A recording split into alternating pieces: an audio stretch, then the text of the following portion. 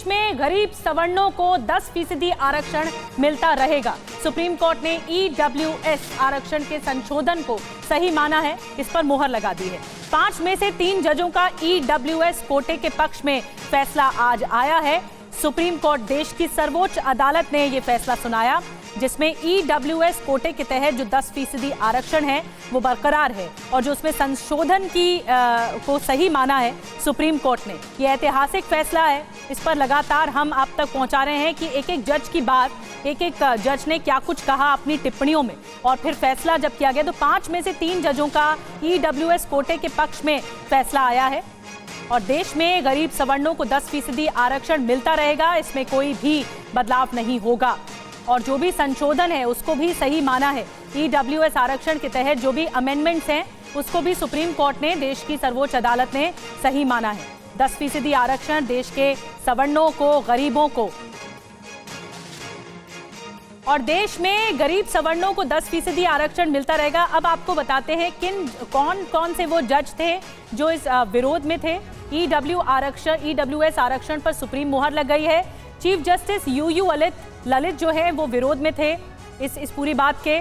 इसके अलावा जस्टिस दिनेश माहेश्वरी पक्ष में थे, जस्टिस बेला त्रिवेदी पक्ष में रहे, जस्टिस जेबी पारदीवाला भी पक्ष में रहे, जस्टिस एस रविंद्र भट्ट विरोध में थे। तो विरोध कर रहे थे कि ईडब्ल्यूएस के तहत आरक्षण नहीं मिलना चाहिए और जो पक्ष में थे वो भी हमने आपको बताई। याचिकाकर्ता के वकील जो है वरुण ठाकुर ने कहा है कि ये फैसला मंजूर नहीं है हमें और वो इसे रिव्यू पिटीशन दायर करके आगे सुप्रीम कोर्ट में पुनर्विचार याचिका दायर करेंगे। ईडब्ल्यूएस कोटा पर सुप्रीम कोर्ट का फैसला आ चुका है। हमारे साथ बातचीत करने के लिए याचिकाकर्ता के अधिवक्ता वरुण ठाकुर साहब साथ में हैं। सबसे पहले मैं ये जानना चाहूँगा कि कितने जजों ने पक्ष में फैसला दिया और कितने जजों ने खिलाफ फैसला दिया जो आपकी याचिका थी उस पर। ये जो मैटर है 5 जजेस सुन रहे थे इसको और इसमें आज जो ऐतिहासिक फैसला है 4 जजमेंट आए हुए हैं। 5 जजेस ने 4 जजमेंट आए हैं। चीफ जस्टिस और जस्टिस रविंद्र भट्ट का एक जजमेंट है, बाकी तीनों लोगों ने सेपरेट जजमेंट दिए हैं। जस्टिस माहेश्वरी, जस्टिस बेला त्रिवेदी, जस्टिस पारदीवाला, इन्होंने अपहेल्ड किया है 103 अमेंडमेंट को। उन्होंने ये माना है कि ये जो अमेंडमेंट है संविधान संगत है, मगर जो माइनॉरिटी व्यू है वो ये कहता है कि ये अनकॉन्स्टिट्यूशनल है, ये वायलेट कर रहा है बेसिक स्ट्रक्चर को, खास तौर से राइट टू इक्वलिटी को।